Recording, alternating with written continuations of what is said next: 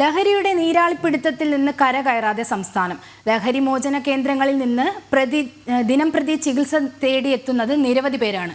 2 മാസത്തിനിടെ മാത്രം 11,174 പേർ ചികിത്സ തേടി. അതേസമയം സംസ്ഥാനത്ത് ഒന്നിലധികം തവണ ലഹരി കേസുകളിൽ പിടിയിലാകുന്നവരുടെ എണ്ണവും വർദ്ധിക്കുന്നു.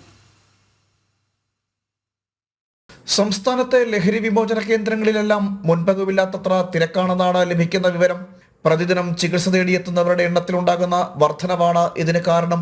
ഡി അഡിക്ഷൻ സെന്ററുകളിലെല്ലാം ചികിത്സ തേടിയെത്തുന്നതിൽ പ്രായപൂർത്തിയാക്കാത്ത കുട്ടികൾ ഉൾപ്പെട്ടിട്ടുണ്ട് എന്നത് ഞെട്ടിപ്പിക്കുന്നു. കഴിഞ്ഞ 2 മാസത്തിനിടയിൽ 11,174 പേർ ചികിത്സ തേടിയെത്തിയതായാണ് വിവരം. ഇതിൽ 588 പേർ പ്രായപൂർത്തിയാക്കാത്തവരാണ്. കൗമാരക്കാരിലെ ലഹരി ഉപയോഗത്തിന്റെ വളർച്ച മുൻപത്തേക്കാൾ കൂടുതലാണ്. 2022 1238 പേരാണ് ചികിത്സ തേടിയെത്തിയതെങ്കിൽ 2024 ആകുമ്പോൾ അത് 2885 ഉയർന്നിട്ടുണ്ട്.